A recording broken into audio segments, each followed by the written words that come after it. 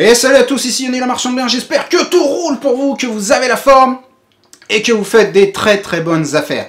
Je vous fais cette petite vidéo de mise à jour car comme promis, je vous avais dit que je vous tiendrai au courant de l'avancée du projet de rénovation sur ce gros immeuble sur lequel j'ai fait une vidéo qui a beaucoup plu, qui a suscité beaucoup de commentaires et c'est vraiment cool. Et là, j'ai des très mauvaises nouvelles à vous annoncer, c'est plutôt triste. Alors, je vais vous raconter un petit peu ce qui s'est passé.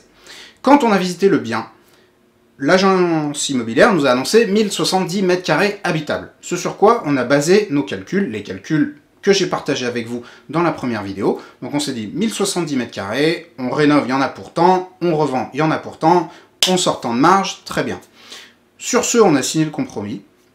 On a fait passer le bureau d'études structure pour vérifier que la bâtisse tenait encore debout, et on a fait également passer notre géomètre pour faire les relevés intérieurs et les relevés de façade en vue de la création de la copropriété et de la déclaration préalable pour la rénovation des extérieurs. Et les relevés du géomètre nous ont montré qu'en fait il n'y avait pas 1070 m², mais 920 m² exploitables. Ça veut dire qu'il manque 150 m². Donc c'est la merde. Et pourquoi c'est la merde intégrale ? Tout simplement parce que il y a dans ce projet énormément de frais fixes. L'archi, il coûte le même prix qu'il y a 900 ou 1100 m².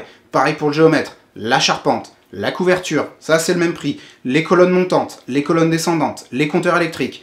Qu'il y ait 900 m² ou 1100 m², tout ça, ça va coûter à peu près le même prix. Ce qui veut dire qu'à la fin, il nous manque 150 m² fois 1500 €, c'est-à-dire qu'il manque plus de 200 000 €, et en gros, il n'y a plus de marge sur cette opération. Donc c'est la grosse merde. Et quand on s'est rendu compte de ça, eh bien, ce qu'on a fait tout simplement, on a vu, ok, l'opération ne tourne plus, mais on veut quand même la faire. Donc on a sollicité un rendez-vous avec le propriétaire de l'immeuble pour lui demander de réaliser une baisse de prix. Quand je vous dis une baisse de prix, c'est une baisse de prix saignante. C'est-à-dire que on avait signé un compromis à 360 000 € et on lui a proposé de l'acheter à 160 000 €. Donc ça fait une baisse de prix de 200 000. Donc autant vous dire que pour le vendeur, c'est un petit peu l'amputation à vif. Mais nous, on s'est dit, dans ces conditions, on achète. Et si c'est pas dans ces conditions, tout simplement, on n'achète pas parce que l'opération ne fonctionnera pas. Et dans nos premières années, on a trop réalisé d'opérations qui n'étaient pas assez bénéficiaires, qui n'étaient pas assez rentables, qui étaient trop complexes. Et maintenant, on ne refera plus cette erreur de débutant. Donc on lui a proposé dans ces conditions. On est tombé sur un vendeur qui était particulièrement buté, parce qu'en plus on avait des idées super, on va dire, créatives pour, par exemple, l'intéresser au bénéfice, si jamais on vendait plus cher que prévu, tout ça, mais il ne voulait strictement rien entendre. Et par conséquent, on a dû renoncer au projet. Donc là, ça fait chier, déjà ça fait chier, parce que c'était un super beau projet, très enthousiasmant, et c'était cool, et vraiment on était super motivés pour le sortir, et donc on va devoir y renoncer, ça c'est un petit peu dommage. Ensuite, pour tous les frais qui ont été avancés, c'est-à-dire le bureau d'études et le géomètre, donc ça, ces frais-là, clairement, on peut s'asseoir dessus. Donc ça fout vraiment la mort, et quand j'en ai parlé à plusieurs personnes, je leur ai raconté la problématique, ils m'ont dit « Ah mais, tu vois, du coup tu prends des risques, tout ça, tu risques de perdre de l'argent. » Ouais, mais marchand de biens, c'est de l'entrepreneuriat. Et quand on entreprend, on met toujours de l'argent dont on ne sait pas si on va le revoir. Quelqu'un qui demain va ouvrir un fast-food ou un truc comme ça, je ne sais pas, n'importe quel type d'entreprise, il va avancer un petit peu des fonds, il ne sait pas si son business va tourner. Et là, c'est un petit peu pareil. Alors, il y a souvent des moyens de se protéger, mais il y a toujours une petite mesure de prise de risque qu'on ne peut pas éviter.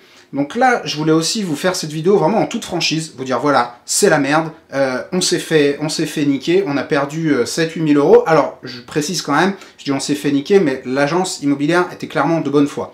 Elle a fait une erreur, ce sont des choses qui arrivent. Donc pour ceux qui se demanderont si on peut pas se retourner contre l'agence immobilière pour aller récupérer l'argent, franchement, c'est peine perdue.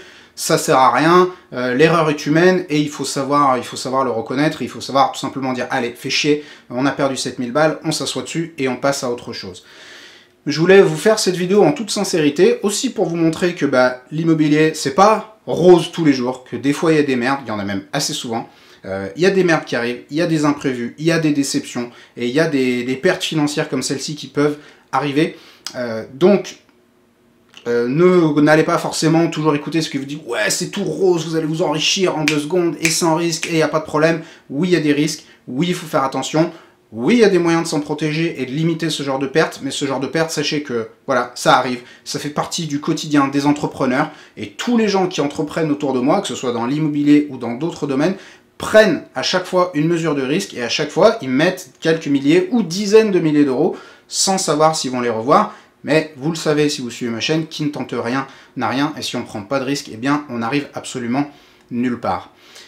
Donc, petite vidéo en toute sincérité, je vous le dis, voilà, j'ai la mort, j'ai les boules, ça me fait chier, mais je voulais partager avec vous cet échec, entre guillemets. On dit, je n'échoue jamais, soit je réussis, soit j'apprends. Bah là, on a encore appris des choses. J'espère que l'exemple que je vous ai présenté au travers de cette opération vous permettra d'apprendre des choses également.